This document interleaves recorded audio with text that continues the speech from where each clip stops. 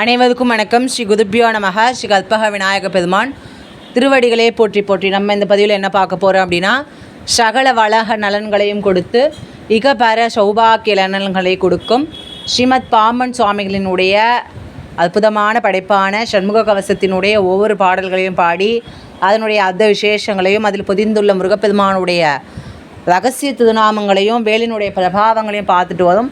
இந்த பதிவில் என்ன பாடல் பார்க்க போகிறோம் அப்படின்னா, 25வது பாடலாக இருக்கக்கூடிய உயிர்மை எழுத்தினுடைய லா அப்படின்னு சொல்லக்கூடிய எழுத்தை முன்னிட்டு தொடங்கக்கூடியதான அற்புதமான பாடல். போன பாடல்களினுடைய அர்த்த விசேஷங்களை மற்றும் மகிமைகளை தெரிந்து விருப்பமுடைய அன்பர்கள் இல்லை டிஸ்கிரிப்ஷன் பாக்ஸில் பிளேலிஸ்ட் லிங்க் இருக்குது, அதை பயன்படுத்தி கேட்டு மகிழுமாறு கேட்டுக்கொள்கின்றேன். மேலுமே போன பாடலில் சுவாமிகள் 3 திசைகளை பற்றி காப்பதற்கான பிரார்த்தனை வைத்தார் அப்படின்னு பார்க்குறோம். கிழக்கு, தென்கிழக்கு மற்றும் தெற்கு.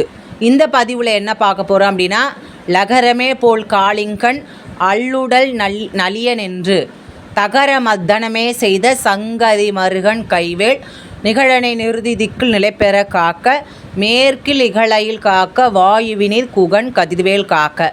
எப்பயுமே சொன்னது போல் கடிகாரத்தினுடைய நேர்மறை சுற்றுக்கு ஏற்றது போல் தெற்கு திசைக்கு அடுத்தபடியாக இருக்கக்கூடிய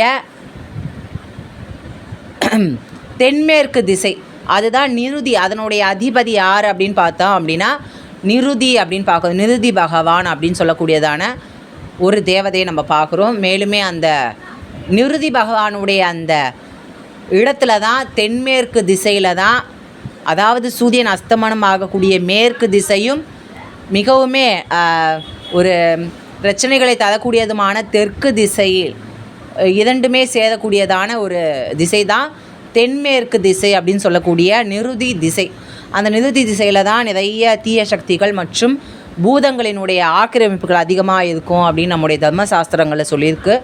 ஏன்னா அதை தான் நம்ம கன்னி மூலை அப்படின்னு சொல்லக்கூடியது. மேலுமே கன்னி மூலை கணபதி அப்படின்னு சொல்லிட்டு கணபதி பெருமானை அங்கே வைத்திருக்கிறதுக்கான ஒரு அடையாளமே அதனால தான். ஐயப்ப சுவாமிக்கு மாலை போடக்கூடிய அன்பர்களுக்கு தெரியும், கன்னி மூல கணபதி பகவானே அப்படின்னு தான் தன்னுடைய சதன கோஷத்தில் முதன்மையாக சொல்லுவார்கள். அது போலவே கன்னி மூலைக்கு அதிபதியாக கணபதி பெருமானை நம்ம வைக்கும் பொழுது அங்கே இருக்கக்கூடிய பேய் பிசாசு மற்றும் துஷ்ட சக்திகளினுடைய அந்த அட்டகாசம் அப்படின்றது அடங்கி போகும். ஏன்னா கணங்களுக்கெல்லாம் அதிபதியாக இருக்கக்கூடியவர் தான் கணாதிபதி என்று சொல்லக்கூடிய விக்னேஷ பெருமான், விக்னங்களை அழிக்கக்கூடியவர். அதனால் அந்த இடத்துல முருகப்பெருமானுடைய அற்புதமான வேல் எப்பேற்பட்ட வேல் அப்படின்னா, லகரமே போல் காளிங்கன். லா அப்படின்ற எழுத்தை பார்த்தோம் அப்படின்னா ஒரு சுழிச்சி அழகாக கீழே வந்து மேலே வர்றது போல் இருக்கும். அது எப்படி இருக்கான் சுவாமிகளுக்கு அப்படின்னு பார்த்தோன்னா, ஒரு பாம்பு சுருண்டு எழுந்து மேலே சிறுவது போல் இருக்கும். அந்த பாம்பினுடைய அடையாளமாக இருக்கக்கூடிய அந்த லா அப்படின்ற எழுத்தை முன்னிட்டு தான் இந்த பாடல் அப்படின்றது நமக்கு அமைகின்றது.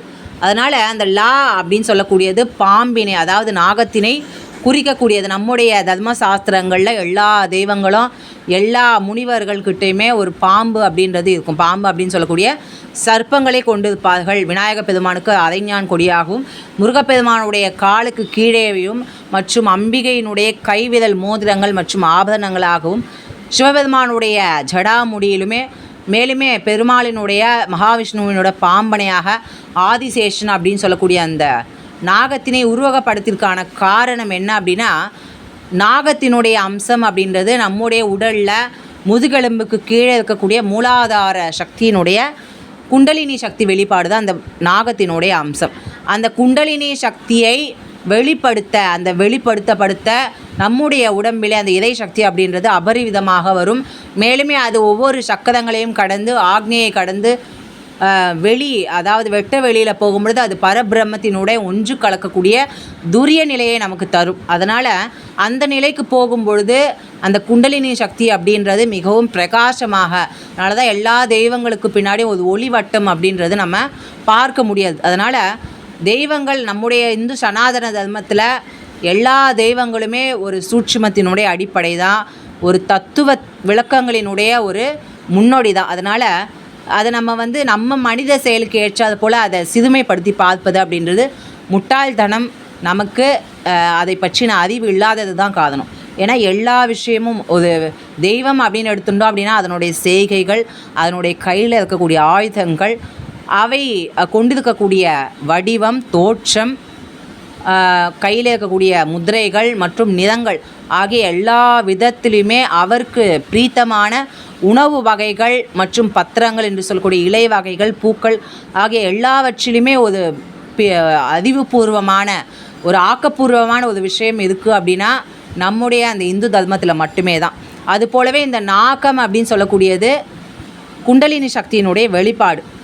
அந்த நாகத்தின் மீது தான் கிருஷ்ண பரமாத்மா, அதாவது துவாபர யுகத்தில் கிருஷ்ண பரமாத்மா பூபாரம் குறைப்பதற்காக கம்சனுடைய மருமகனாக, அதாவது தேவகி வசுதேவனுடைய பிரியத்திற்கு ஏற்றால் போல குழந்தையாக அவதரித்து மேலுமே யசோதா மற்றும் நந்தகோபனுடைய வீட்டில் ஆயர்பாடியில் வளர்ந்ததாக நம்ம அனைவருக்குமே தெரிந்த ஒன்று தான்.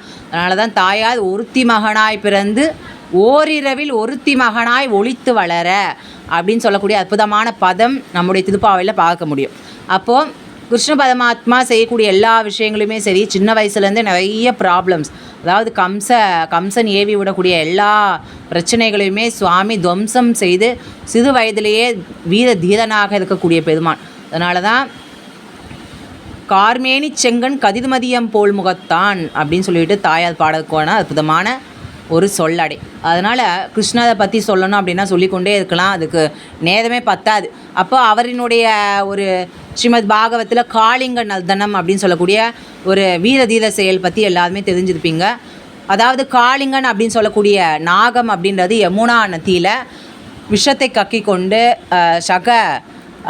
ஆயர்பாடியில் இருக்கக்கூடிய பேருக்கு அது இடைஞ்சல் கொடுத்ததாகவும், மேலுமே கிருஷ்ணருடைய அந்த தாண்டவத்தினால் கிருஷ்ணர் அந்த காளிங்க நாகத்தின் மீது தாண்டவம் ஆடியதுனால அதனுடைய விஷ வீரிய தன்மை அப்படின்றது குறைந்ததாகவும் நம்ம எல்லாருக்குமே தெரியும்.